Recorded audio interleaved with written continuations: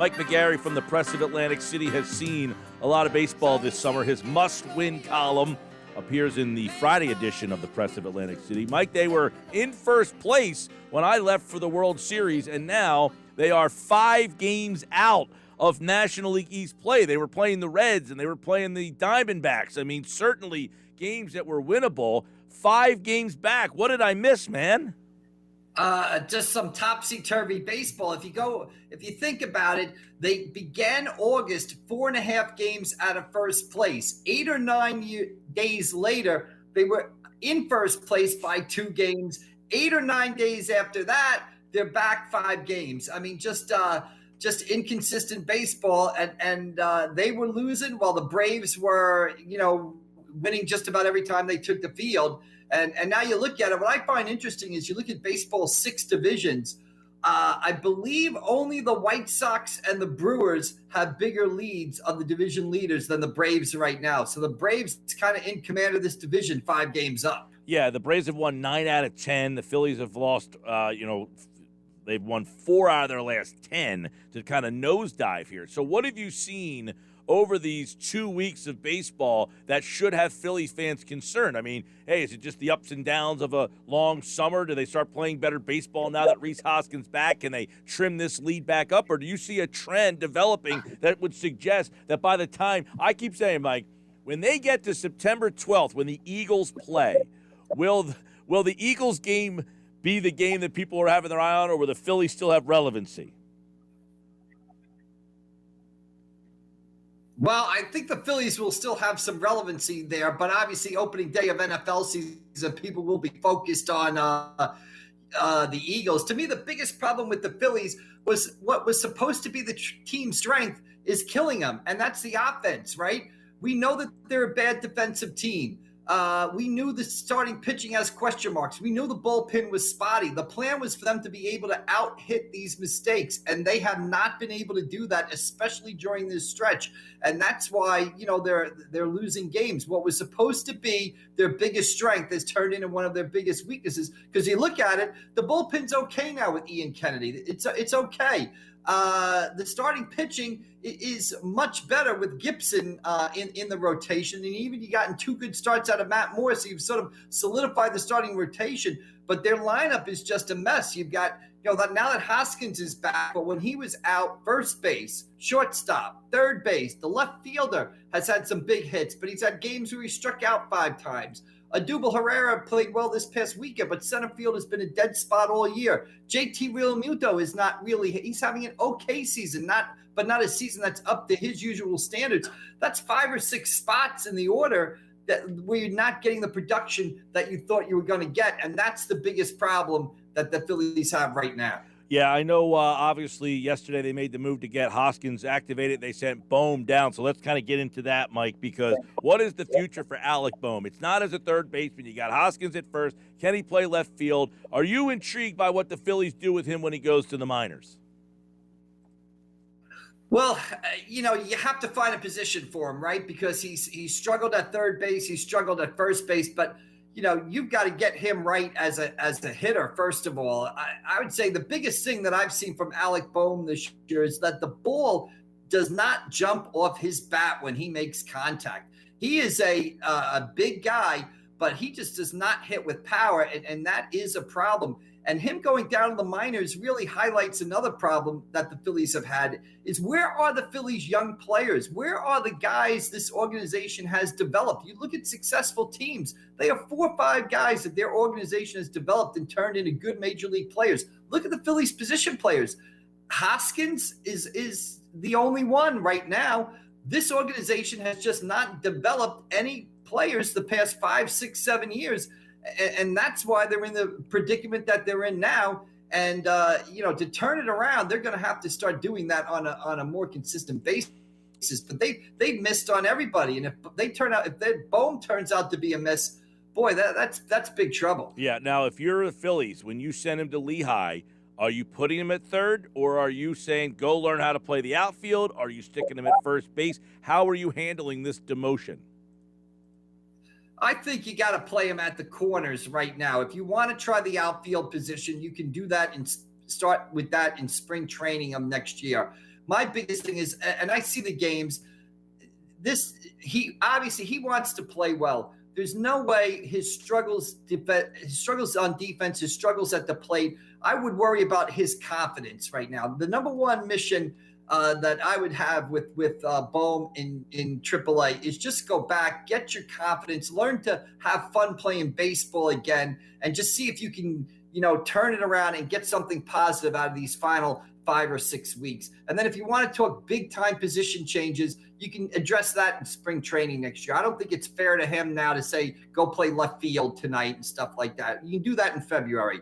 I just want to see that kid go down there and just start to have some fun, relax, clear his head, and hopefully get on a better path that can get him back to the major leagues. But because you have an issue right now where, these numbers that he's put up this season, real questions about his baseball future. Now, your must-win column this week was that the Phillies' playoff hopes hinged on the weekend. They won 2 out of 3, so they are just 5 back. Or I say just 5 back. They are 5 back in the race. But do you now feel that they have a better shot at the wild card 5 back? Yeah, I don't see them catching any of the wild card teams. There's a lot of teams in between them and that second wild card. I don't see them catching the Braves either. I think the Phillies' goal right now is they finish the season with those 3 games in Atlanta, right? Get to Atlanta with maybe a chance to, win the division. So get to Atlanta within 3 games and then play it out. It's very difficult to make up these games. The Braves' schedule gets much tougher. I know they play the San Francisco Giants a lot. Now they've got the New York Yankees coming up, but we've seen what the schedule means nothing because the Phillies go into Arizona and get swept by Arizona. So you never know what the schedule is, and you never know what type of team you're facing. A team that might be bad might be playing well now, as opposed to a team that with a better record might be, slumping or have thrown it in the season. So you can't always tell by the schedule.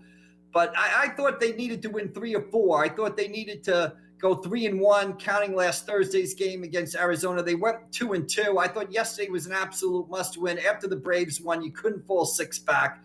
So you're 5 back. You're hanging on by a thread. I think your goal now is get to Atlanta with a chance to, win the division, and that means being 3 back or less. Give me the Mets. Are they done?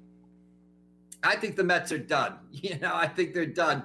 What are they, 6.5 back right now? They just haven't hit the ball all season long, and you're not going to start hitting the ball when you haven't hit for 4 or 5 months. So, bodies in motion tend to stay in motion, right? The first law of physics there. So, the Mets aren't going to – Michael Conforto is having a terrible year. He's going to continue to have a terrible year. The Mets haven't hit all year long, and they're going to continue to struggle with that. So I don't see them as a challenger either. I think the Braves have command. Like I said, there's 6 divisions in baseball. Only 2 division leaders have bigger leads than the Braves. The White Sox and the Brewers. So the Braves have put themselves, they've gotten hot at the right moment, and they put themselves in position to really take charge of this division. And you go back and look at history, if you're 5 up on September 1st or around this time of year, you win the division 99.9% of the time. Yeah, the 5 game. When I got home, Mike, and I looked at, I couldn't pay attention a lot. I saw they got swept. I wasn't looking at the standings closely. When I looked today, I said 5 back. What happened? I was like, well, the Braves got scorching hot. I guess that's what happened. But you're right. 5 back here, you're in trouble in terms of making those games up. You're running out of time. But they do play the Braves, as you mentioned, late in the year. They got to cut it into about 2 games by the time you're hitting that late September area. We'll see the Phillies pitching. Nola, that game on Saturday. Now, that one I was watching in the car ride home, and the way they lost that game, for them to come back and win yesterday, I thought was a pretty good sign. Yeah, they have been resilient all season. They have had some brutal defeats, some tough defeats, and they have come back all season long from those types of defeats. So they are a resilient team. I give them all the credit in the world. They do not quit. They play hard.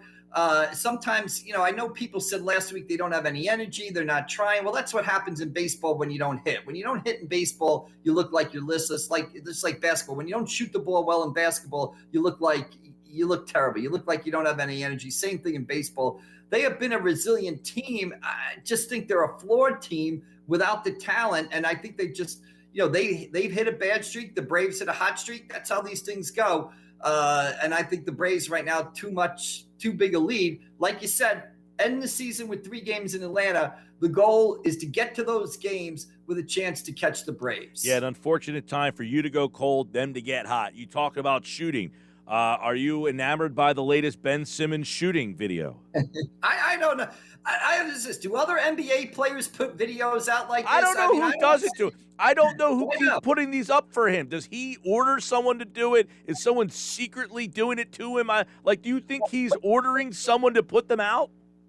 I don't know what is going on, but why every time on my Twitter feed do I see him running pick and rolls against 5'2" guys, going half speed? Do other NBA players do this? Maybe they do. I don't know, but I don't see any. Today, Mike, he's banging 3 after 3. He's pulling up from the elbow. He's practicing with Maxey. So I don't know if he's like, hey, let me find a popular guy and let me show me working out with him. Maybe that will give me more credibility.